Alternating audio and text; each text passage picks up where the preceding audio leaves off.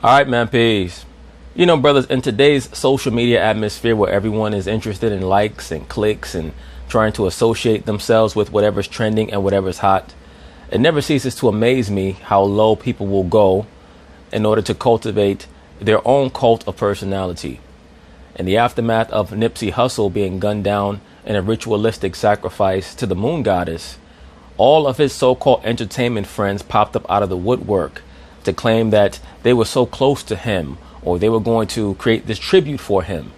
And to me, one of the craziest and the least thoughtful was Russell Westbrook deciding that he was going to try and get 20 points, 20 assists, and 20 rebounds and claimed that it was for quote-unquote Nipsey, when in all reality, all he was doing was promoting gang culture. And I've said this in the past, and it's so funny to me about liberal, aka progressive, aka Luciferian Negroes. They love calling everybody a coon. Everyone who disagrees with many of their progressive ideologies is a coon. But they'll never call a gang member a coon. They'll never call gang culture a coon. They'll never call drug dealers coons. They'll never call all these females who are aborting all their fetuses coons. They never refer to those phenomena as cooning. But anyone who disagrees with many of their progressive or super liberal ideologies is a coon. So for this person, Russell Westbrook, and I have no personal issue with Russell, but for you to get on TV and claim that you went 20-20-20 for Nipsey, no, you went 20-20-20 to promote that gang culture out there in LA, which is getting thousands of black men killed every year all across the country. Cats love talking about the police and how the police are killing black men. For every murder at the hands of a police officer, there are 100 across the country every year at the hands of these gang members. Because that's what they do. They terrorize their own communities. They try to forcefully draft young boys into their gang culture so that they can once again reinforce the prison industrial complex. So Russell Westbrook should have been ashamed of his damn self to try to push that energy over the national airwaves. And how many so-called young black males are going to join these gangs in the aftermath of the exaltation of a gang member who became a rapper who was sacrificed? Now you're going to have more and more so-called black men who join those gangs and are going to end up in prison or dead because of it. But these cats don't think about that because they're too busy trying to get likes. So anyway, they're going to talk about it. I'm going to chime in. Overwhelming, man. It's unbelievable they go out and humble them. Grateful for the game, man, but that wasn't for me, man. That was for my bro, man. That's for Nipsey, man. 20 plus 20 plus 20. They know what that means, man. That's for Yeah, what that means is that's a code for the rolling 60s Crip gang. When in all reality, all you had to say was, I'm going to go out there and play as hard as I can. And I want people to remember that Nipsey Hussle, despite being a gang member, was trying to turn his life around. Now what they're going to do is they're going to try to associate Nipsey Hussle and all of the tributes to him with that gang life choice, which is a life choice of warfare. That's all it is. That's for my bro. Rest in peace, Nipsey, man. I'm just thankful to be able to go out and compete at a high level, man. Thankful to have these teammates. Thankful and humble to be able to go out and play the game I love. For more, let's get you back to First Take. Russell Westbrook with the second ever 20-point, 20 assist, 20 rebound triple-double, joining Wilt Chamberlain in that exclusive club. And as you just heard, obviously dedicating the game to the late Nipsey Hussle. And my heart goes out to Lauren London and all his loved ones. He lived in my building in LA. He was a really, really good guy. Gone far too soon. Max is... No such thing. There's no such thing as somebody gone far too soon. You reap what you sow. Let me say this for a lot of you younger brothers out there, and I'll be expounding on it in the video that I do or videos that I do, depending on how much information I'm able to retrieve on this topic. Always remember something, brothers. You reap what you sow. So when you go out there and you promote a negative life choice, I don't care how much you try to spin it, contort it, claim that it's for black men and what this gang has done for me, all that shit is a mechanism to expedite your own self-destruction. That's all it is. Is Westbrook the most important player to OKC? No. He's the engine, all that stuff. I'll leave that to you, Stephen A. Shooting it better recently, good for him. He's my favorite player. But when OKC looked like, whoa, wait a minute, this team actually does pose a threat. I never thought that the OKC Thunder posed a real threat to the Warriors. I thought that they could push them to 6 games, maybe even a 7th game. I doubt that, though, because they don't execute well enough in their half court because they're led by that nut job Westbrook. I thought that the OKC Thunder were going to try to make a big trade for shooting before the trade deadline, and they did not do so. Start the season, I thought, no way. Because Paul George ain't KD. Similar, but KD's better. And even with KD, they couldn't get it done. Now KD goes to join the team that they beat them, that they couldn't get it done against, and you're replacing him with a lesser version of himself? Why are they going to get it done now? But Paul George was doing something this season. Well, yeah, Paul George was playing at a KD level offensively, and he was playing at a Kawhi Leonard level defensively. He was having an exemplary season before he fell off the last month and a half or so. In the first half especially, not only hitting shot after shot, but the defense was insane. Paul George has had shoulder issues in March, right? First his right shoulder, and he missed 3 games because of the right shoulder. And there were rumors that it's a rotator cuff injury. He's playing through it, or tear. He's playing through it. Then it's the left shoulder. But the manifestation of all this is that he can't shoot all of a sudden. That's from him diving on the floor all the time. He was giving so much effort on defense that he was just busting up his own body. Like, his shooting is way off. And I said earlier in the season, if the Thunder hope to win a championship this year, which I couldn't believe, but like 2/3 of the way through the first half of the season, wow, maybe they can. Westbrook's shot, he needs to start knocking down shots. He's done that. But that is... Westbrook is never going to be a consistent shooter. Never, ever in his life. What Westbrook is a force of nature. I stated that a long time ago. Just the last playoffs, when the OKC Thunder faced off against the Utah Jazz, and Westbrook had that game in OKC. I think they were down 3-1. Game 5 was in OKC, and they were trailing by like 25 points, and all of a sudden Westbrook comes out and scores like 35 points in the second half. I mean, the dude is a force of nature. There's no doubt about that. He's Allen Iverson 2.0. He's a better version of Allen Iverson because of all the things that he can do. He's the same athlete that Allen was, except 3 inches taller. He's just a nut job. His basketball IQ is down in the basement, but his overall talent is up through the roof. Assumes that Paul George keeps doing what he was doing. Let's not forget, it was Paul George, not Westbrook, who we were talking about as MVP potentially. In fact, Stephen A., you had Westbrook, I want to say top 3 in MVP conversation. That's because Stephen A. don't know what the hell he's talking about half the time. The man tried to act like he's a basketball expert and just said the dumbest shit. It's not the case anymore. You're not putting Paul George. I meant Paul George. Okay. Pardon me, Paul George. Okay, my bad. Because I'm like, why the hell would Stephen A. Smith put Russell Westbrook in the top 3 MVP voting? You're not putting Paul George there right now if he's not hitting shots. And what happened to the Thunder when Paul George's shots stopped falling? They stopped winning, period. That's the most important piece on this team right now. Agreed. It's always Westbrook. And the reason why I say that is because I'm going to assume that Paul George is going to show up because he's that kind of... Well, you're dead wrong. Because Paul George has never shown that he's someone who's going to show up in the playoffs. And when I say show up, I'm not talking about what he was doing in Indiana, averaging 21 and a half points per game. Right now in the Western Conference, being a player who's 28, 29 years old in your prime, you have to bring 28, 29 points per game. You have to bring that Kevin Durant offensive output into the playoffs. Paul George has never done that. So for you to believe that Russell Westbrook is the engine who's supposed to go because you're going to assume something about Paul George that he's never done in the past, you're just talking shit, man.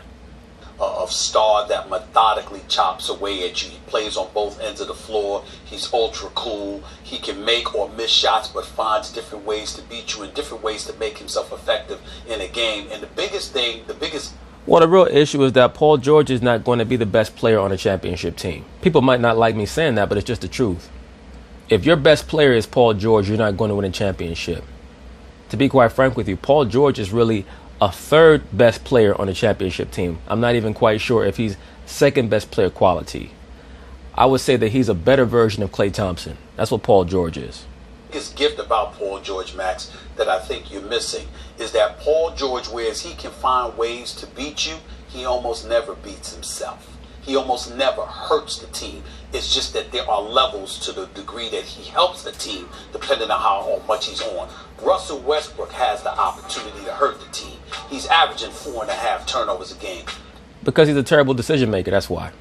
As an aside, let me also extend my condolences to the family of Nipsey Hussle. I loved and appreciated that brother and what he was trying to do in terms of his philanthropy and businesses that he was creating to help other people, and how he was trying to assist law enforcement officials in curbing violence and gang violence or what have you. So it's just that stuff is so funny. But I'll be covering that in the video on Nipsey Hussle. How are you a rolling 60s Crip gang member, but you're working with the cops? Supposedly you're working with the cops to try to curb gang violence.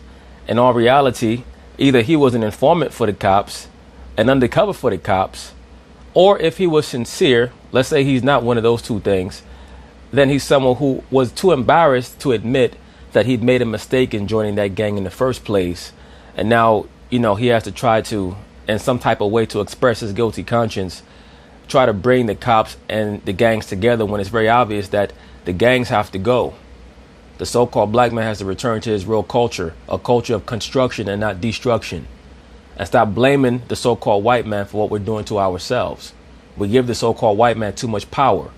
Or we spend all day talking about what the cops are doing to so-called black men, when once again, for every so-called black man that a cop kills who was innocent, there's 100 so-called black men killing each other over a color. That's real cooning. It's just incredibly sad that another young brother has been taken from us, but that's a subject for another day. Let me get back to Russell and his tribute. The sadness of a person who got killed is directly correlated with what they were about as a person. I cannot call something a tragedy when you're a person who's promoting gang culture. Little girls getting kidnapped is sad. Little boys getting molested is sad. Women getting raped is sad. An upstanding man who got killed by the police or by stray gunfire or by some type of incident that could have been avoided, that's sad.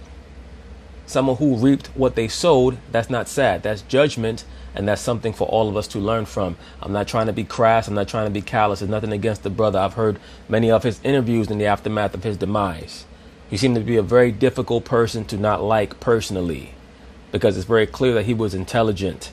He just was someone who got a late start in understanding the importance of accumulating knowledge. But we have to always understand that when we do dirt and when we do wickedness, no matter how much good we try to do in the aftermath of that dirt to offset it, we now have to spend the rest of our lives worrying about the get back. We have to spend the rest of our lives worrying about the energy that's going to come on the back end. But when it comes to Nipsey, it's far deeper than just karma or energy from something that he may have done or some wickedness that he may have committed in the past. That was clearly a hit that was put on him by the craft, because it was a sacrifice to the moon goddess. I'm sure there's certain cats that are going to say, what are you talking about? I'll be covering it in the video on Nipsey Hussle. To him, I appreciate it, but it needs to be pointed out that when we're looking at the Oklahoma City Thunder right now, this is a team that better hope it doesn't meet the Golden State Warriors in the first round. The Oklahoma City Thunder, they better hope that they can get out the first round no matter who they face. They're not going to beat Golden State. Golden State is running on automatic. Right now, a lot of those guys in their squad, Steph Curry, Klay Thompson, they're entering into their late 20s, early 30s. They're starting to get that basketball old man strength. You can't just push those boys around and physically intimidate them like you could back in the day. So right now, Golden State is going to be a serious problem. Can OKC win a game, maybe 2 games if they faced off against them in the first round? Maybe. But Golden State they have nothing to worry about from OKC. Because the reason why I say Russell Westbrook is the most important is because he shoots 28% from three-point range. And on top of all those 4.5 turnovers, last year he averaged 4.8 turnovers per game. This year is at 4.5. You cannot give a potent offense like a Houston, like a Golden State, opportunities. Well, Stephen A. Smith, what does it tell you when you have a player like a Russell Westbrook who's shooting 28% from 3 and still takes as many 3-pointers as he takes, who's averaging almost 5 turnovers a game? Shouldn't that tell you that he's not somebody who you could trust to lead your squad? But what can you do with him? You can't get rid of him because he's too naturally gifted. But you can't win with him. To take you out. And that's why I say Russell Westbrook is more important. I'm saying that Paul George is going to be who he is. He's either going to make shots or miss shots, but there's a multitude of ways he can beat you, but he doesn't beat himself. Russell Westbrook can contribute, as great and mercurial as he is. He can also do things that can beat himself with the turnovers and the shot selection that gives you an opportunity to take advantage of them. Paul George doesn't do that. Russell Westbrook does, and that's why I say he's the most. I'm going to get to that in a second, since everyone mentioned Nipsey Hussle. Yeah. When I first was in L.A. doing radio, Stephen, I was looking for an L.A. artist that people weren't really up on yet. So I looked through a bunch of guys, found Nipsey Hussle. This guy's good. I played him on the radio going in and out of breaks, and I said, I'm going to do this every day till Nipsey calls the show. There's a DJ who famously did that for Sinatra. Sinatra kept him doing it for a year before he called the show. Nipsey called on like day 3. Said, Nipsey, what are you doing? I was going to play you for like months. Right. Real good dude. The logic we're both using, and by the way, the fact that he was able to go 20-20-20. Right. At the end, I'm like, he's stat chasing. Why are you doing that? Oh, I got you. Yeah. I got you. Rolling 60s. The logic we're both. Stephen A. Smith. Stephen A. Smith said rolling 60s.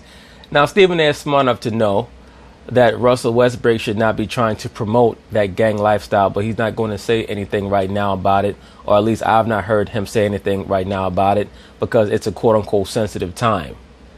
But there's never too sensitive a time to speak the truth. The so-called black man is better than becoming part of organizations that are going to lead him nowhere but to his destruction.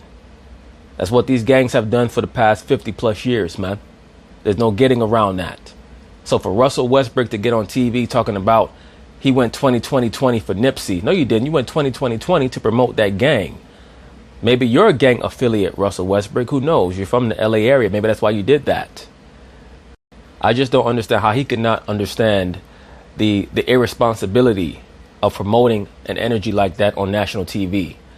And that's also what the mainstream media is trying to do by pushing that rolling 60 energy. You're trying to get so-called black men to join these gangs, the Bloods and the Crips and all that other stuff, to destroy themselves. We're both using is this. If one guy is there all the time, then it's the other guy who may go up and down that really is more important. What I'm saying is, you're not wrong about Westbrook and the decision making. Sometimes he tries to do too much, but he is always there at a level, at a very high level. His turnover rate is high, it's true, but actually as a team they don't turn the ball over much, even when you add in Westbrook. And his style of play is such that those turnovers you're going to have to live with. He's all out.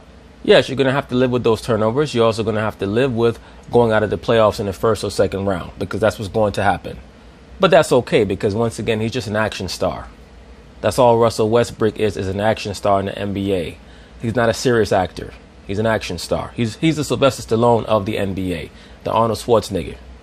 You sit up in your crib on a Sunday afternoon, you flip around on Cinemax and Showtime and HBO, and you see The Predator's on. You say, oh, I got to watch this, The Predator, or Rambo First Blood.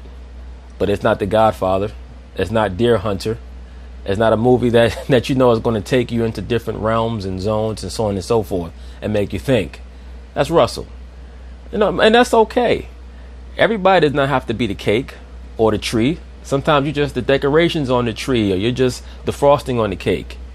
You know, across the many different eras of the NBA, there have been many great players who added seasoning to the league. They were not the main course. They were not the dish itself. They were the seasoning on the dish.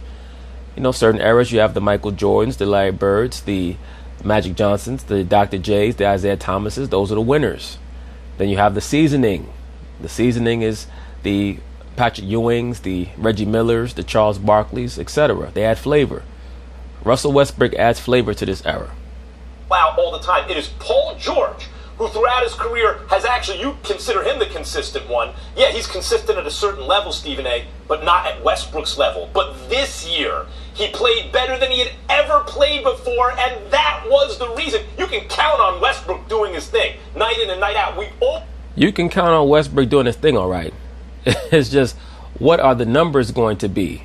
Westbrook is going to come out and play hard every night, but is he going to come out and give you 29, 12, and 11, or is he going to come out and shoot 7 for 28? Always talk about on this show the fact that he's the one athlete in all sports whose effort is always there. Paul George's production, the fact that it reached MVP levels this year, is the reason it looked like they had a shot. When he's not like that, they don't have a shot. Paul George better find that shot with two shoulders that have bothered him in the last month, enough to miss games. He better find that shot like now, especially with Westbrook shooting better. Now, if the Thunder want to really make moves this year, which they could do, the peak of them this year has been about as good as any team in the NBA. I've already made my point. All right, fair He didn't enough. convince me otherwise. At the end of the day, though, Westbrook, the leader, anchor, and all-around best player on that team. Russell Wilson. But anyway, that's basically it on that. We'll see how things go for Russell Westbrook down the course of this season. And once again, he should have been far more responsible than shouting out what he shouted out. That gang culture is supposed to be a subculture. It's not supposed to be revealed or exposed on national TV and promoted to so many impressionable so-called young black men who oftentimes don't know up from down until they're 30 years old, 35 years old, and by then they might be doing a triple life sentence somewhere in some maximum security prison because they became a part of a group that they really did not understand the repercussions of their decisions. So anyway, peace.